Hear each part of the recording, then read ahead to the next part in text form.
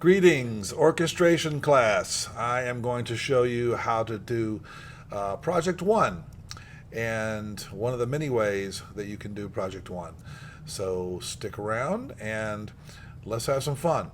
I'm going to start by going with a public domain anthology. This is a great book that came out in 2020 by David Berger and Chuck Israels, two well-known jazz arrangers and players, and it's called the Public Domain Song Anthology. So you can see all these links here. They all get you to the same place. It's on the UVA, University of Virginia Dataverse, they call it.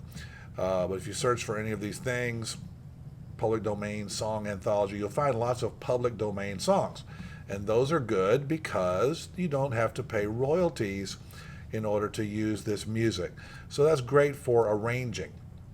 So I wanted to start with, I was just perusing their site here, and on the very second page I came across, they're alphabetical, America the Beautiful. So that's a great one to use. They also have different kinds of files. They have XML files, and they have PDF files, you can see here, and Sibelius files. I don't know why they would want to use Sibelius instead of Finale personally, but there you go. That's kind of the debate. It's kind of like the Mac versus PC debate. But I'm a Finale guy, and this is a Finale-based course. So I did, download the PDF and also the XML, and I was able to import that into Finale by doing, going to the File menu, import Music XML, and then you go find the file that I downloaded, and it came in here pretty nicely. A few little weird artifacts in the alternate chord changes. More about that later. But we also have the PDF right here, and again, it has both the regular chord changes, and then above that is some alternate chord changes. So the super cool chord changes. So you can see the difference. Like here's kind of the regular ones.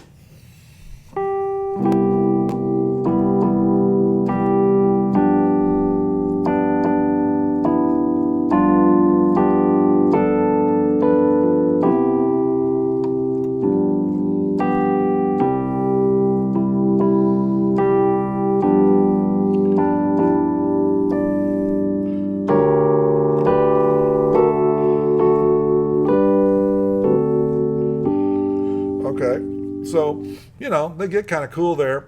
Anyway, got a diminished chord and everything. But if you look at the alternate chord changes, they're quite a bit cooler.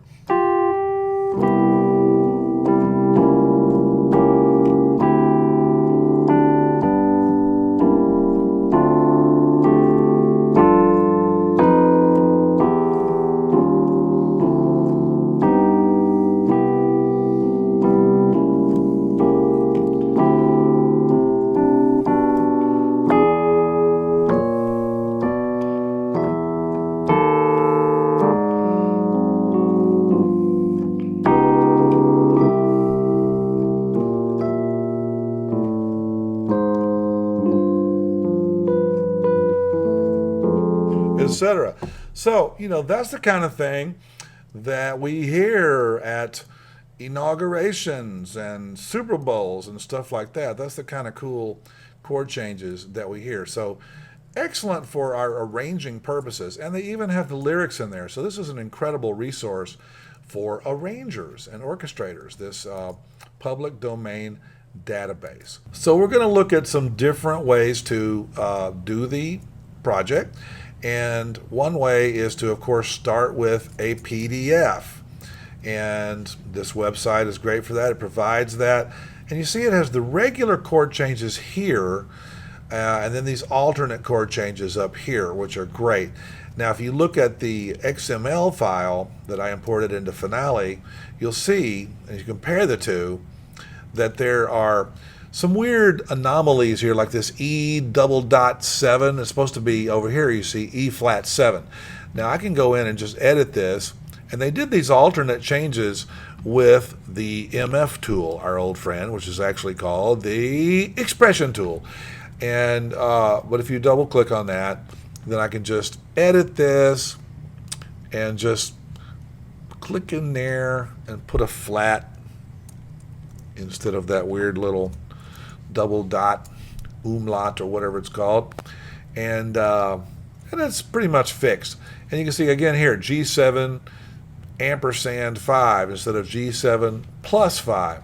So these are just weird things. Anytime you translate one thing to another thing, stuff can happen. It's kind of like, you know, I don't know, when they beam people in Star Trek and they come out in a different place, and with, you know, a nose over by their ear or something like that. That didn't actually happen, but you get the idea. So whenever things translate, but you know, most of it's pretty accurate. I already fixed a few of them.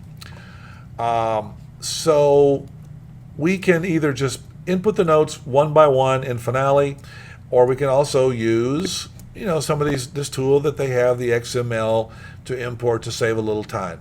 I'm going to start out by just doing it one note at a time so you see what that's like. And that's the most accurate way to do it, really. So I'm going to start in Finale, and we're going to just open a new Finale file, and I'm going to use a document from template. It's kind of a fun way to start and use not a band template. I want a general template. Let's use the lead sheet with the handwritten font, because that looks kind of cool and jazzy and stuff. So we're going to write the title here, America the Beautiful, and no subtitle. Composer, I'm going to put Ward / Bates, and arranger, I'm going to put arranged by Dr. Mike Bogle. And lyricist, it's probably Bates, but I'm going to just leave that blank. Copyright, I'm just going to make a new copyright on this arrangement for 2021 and put my publishing company in, Giant Raisin. Why not? Now, our key is C major. That's good. And I don't know if they put a tempo marking on this original. No, they didn't. Da, da, da, da, da. So it's a little less than 120. Let's put it at like maybe 95. And number of measures, yeah, 31 is good for now. Yeah, that's okay. We can always add more or subtract. Finish. Okay, so now we got this weird looking anomaly here. Looks like a transporter accident, but we can fix it. I'm going to hit Command A to select all, but first the selection tool. Command Shift M to fit measures 4 to a bar. And now it's looking better. Command 2 to just make it look bigger.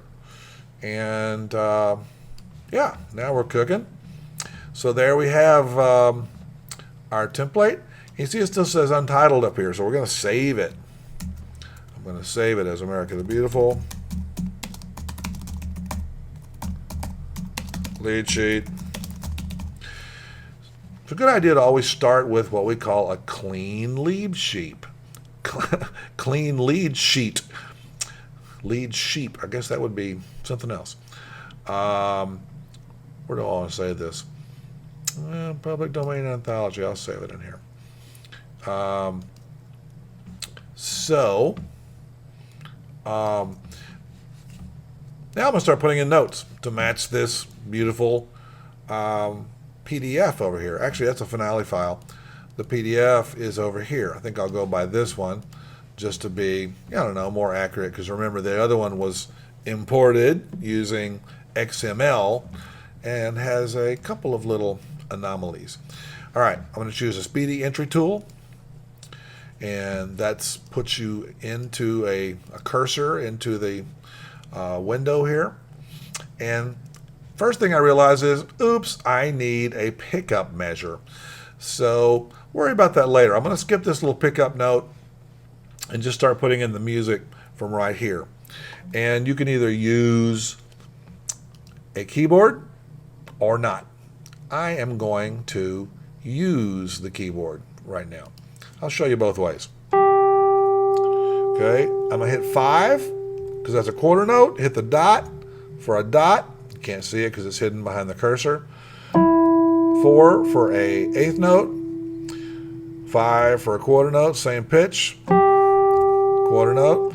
And then go to the next measure. Now I have mine set to not jump to the next measure. Sometimes that annoys me, so I usually turn that off. Sometimes it's a good thing if you're really in a hurry. You want it to go ahead and jump. Let's turn it on for a second. You'll see what I mean. And 5, dot, 4, 5, 5, 5, 5, 5, and then 6 for a half note. Hit the dot to make it a dotted half, and then 5, dot, 4, 5, 5.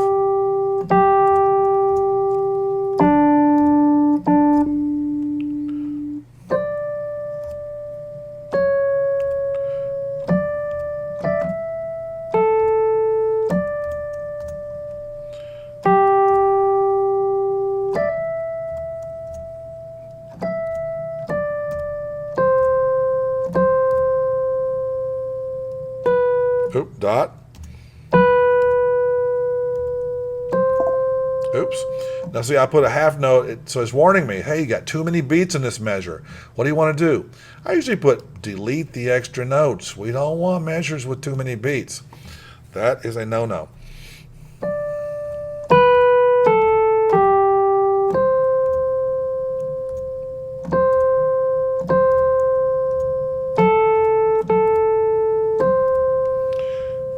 Okay, and just for grins, I'll turn this keyboard thing off using the MIDI device. Here's what you can do if you don't have a keyboard.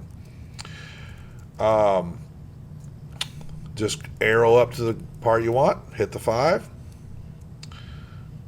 and it's loading some stuff and doing some stuff, and hit the dot, arrow down, 4, 5, 5, and then arrow up. Don't get to hear the cool music. Da, da, da, da, sea to shining sea. Okay, there we go. So, I don't know why I just hit the return key, because that doesn't really do a whole lot. Now you see that weirdness? I can fix that by doing a couple of different things. Command U, that's update layout. So that pretty much did it. So yeah, Finale has a weird way of kind of having weird layout issues, but Command U will usually fix all of that for you right away. So now we're just going to put in some chords, and I'm going to use these chords that are the alternate chords up here on the top because I like them a lot. So I hit the chord tool, click on the first note, and just write C, Maj7. You have to use the correct tool to put in everything in Finale, especially the chords, because you can see later when we transpose it, it's really going to matter. C sharp diminished. Now I'm just going to put DIM right now because I'm not completely sure about the shortcut for that. Diminished chord, DMI7, and G7, C sharp diminished, and then D minor 7, DMI7. I just happen to know that Finale likes MI7 more than it likes M7. G7, F7, that's another topic deeper into chord symbols. Now we want to go one beat at a time, so I'm going to hit the space bar, E flat 7, space bar, D minor 7, space bar, G7 plus 5. Okay, so on this one I'm going to put G7. I'm going to use a parenthesis and write a plus symbol and a 5 and hope that Finale likes that. And it doesn't. Okay, so I'm going to try something different. I'm going to say 7 plus 5. See if it just likes that without the parentheses. Doesn't like that either. So, okay, we're going to add it to the library. Yes. That's all you got to do. Looks pretty close. So, okay. Boom. More on that later. I use my own custom chord library sometimes, but I also just like to, I'm going to move this thing up a little bit here. Notice how I had to get the selection tool. The selection tool is great because it's a catch-all. You can move the title around, you can move this around, you can move a chord around, you can move a lot of stuff around. Not really a note. You don't really want to move these notes around in the measure. You want to let Finale do the spacing there. More about that later. But that can be bad when you like got a beat 4 but it's over here before beat 1 or something like that. Okay? So I'm going to go ahead and continue putting in all the chords that you see here. I don't have to keep the video running while I do all of that, but you might like to see some more. And C diminished 7, C sharp, excuse me, D-I-M instead of the little 0. Then let's see, we got D minor 7, D minor 7 over C. So I just put a underscore. That usually works pretty well. And then B minor 7 flat 5. And I'm going to try again the parentheses and then just hit B for flat 5, close parentheses. And then see, it likes that one. Okay, didn't like the plus 5. Maybe it would have liked sharp 5. E7 and A sharp minor. Don't see that too often. But I trust these guys who did this. So A sharp minor it is. E minor 7 and E flat 7. It's very important that you get good chord changes for your chart that you're going to arrange. And that's why I know that this is a great source, this public domain anthology by these very respected writers. So I know that I've got some good changes here. I may not end up using all of them. I may, you know, simplify it a little bit or just change it up a little bit. But it's a good place to start. Okay, so I'm going to go ahead and fill the rest of these in, and then also I'm going to let's go ahead and delete the rest of the unused measures. You see I got the selection tool, click on the first measure that I don't need, and then skip to the end, hold down the shift key, and then hit delete. And boom, it deletes all of that and cleans it up a little bit. I can also now get maybe the page layout tool, and you know, can change the spacing a little bit if you want to. Could even, like, you know, we might even want to make this down to 2 bars to a line to accommodate the fact that we have so many chords, right? See how they get kind of crowded up here? Again, I could select all, Command Shift M. Let's make it 2 bars to a line, or we could do 3. You know, oh, 23. That wasn't right. Command Shift M, 3, not 23. And see, that spreads it all out kind of nicely for you. All right.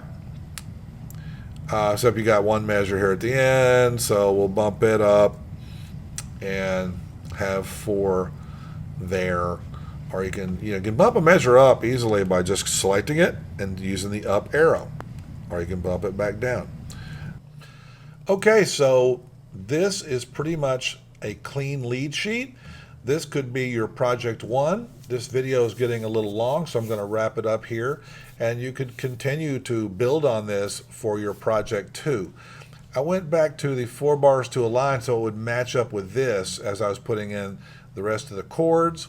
I also added an additional measure down here at the bottom because this is a teaser for the next video, as I'm going to make it transpose in the next video. So it starts at the ending, from C to shining C, and then that sets us up to go up a half step.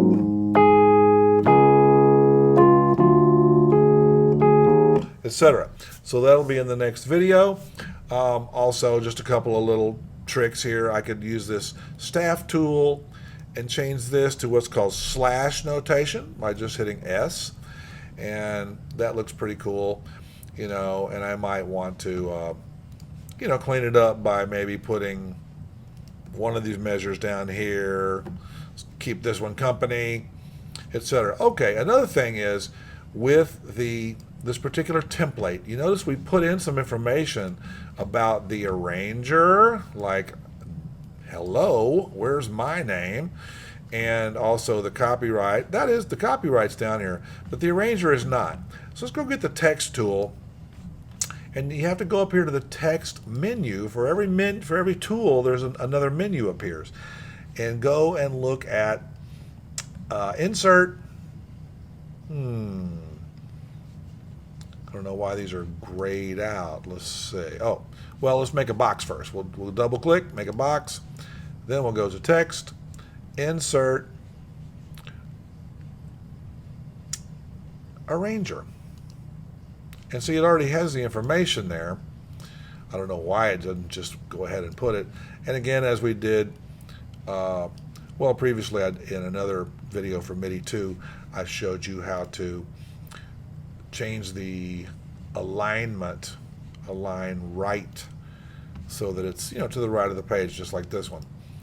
And there you have it. So project 1 accomplished, and for project 2, we're going to go ahead and transpose it. I'm not even going to worry about the playback right now, because this is not about that. As I mentioned, you can do your projects in any DAW that you want to, or you can do the more traditional notation. But the main thing is get something done. Crank it out. All right? We'll see you on the next one.